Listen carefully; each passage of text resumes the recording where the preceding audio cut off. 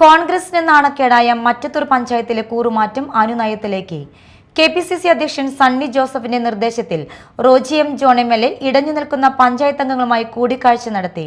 പാർട്ടിക്കൊപ്പം തന്നെയാണ് തങ്ങളെന്ന് റോജിയോട് അച്ചടക്ക നടപടി നേരിട്ട നേതാക്കളും പഞ്ചായത്ത് അംഗങ്ങളും വിശദീകരിച്ചു. മറ്റത്തൂരിൽ ബിജെപിയുമായി കൂട്ടുകെട്ട് ഉണ്ടാക്കിയിട്ടില്ല.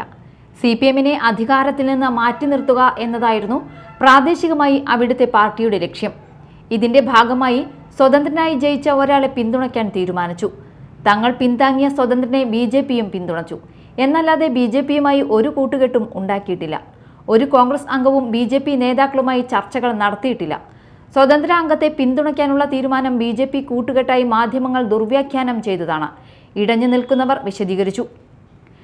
തങ്ങളുടെ ഭാഗം കേൾക്കാതെയാണ് നടപടി സ്വീകരിച്ചതെന്ന് നേരത്തെ ഇവർ കെപിസിസി അധ്യക്ഷനെ അറിയിച്ചിരുന്നു. ഇതേ തുടർന്നാണ് സണ്ണി ജോസഫ് ഇവരോട് റോജി എം ജോണിനെ കാണാൻ ആവശ്യപ്പെട്ടത്.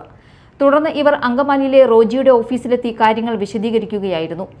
പാർട്ടി പറയുന്നത് എന്തും അനുസരിക്കാൻ തങ്ങൾ തയ്യാറാണെന്നും സ്ഥിരം സമിതി അധ്യക്ഷ തിരഞ്ഞെടുപ്പിൽ പാർട്ടിയുടെ നിർദ്ദേശങ്ങൾ പാലിക്കാമെന്നും അംഗങ്ങൾ ഉറപ്പു നൽകിയിട്ടുണ്ട്.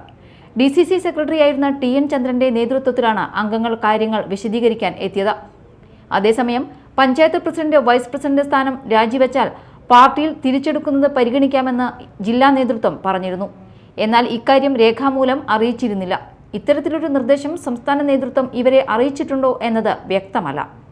അനുനയ ചർച്ചകൾ തുടരുമെന്നാണ് പാർട്ടി നേതാക്കൾ പറയുന്നത്. Media time, Kodakara.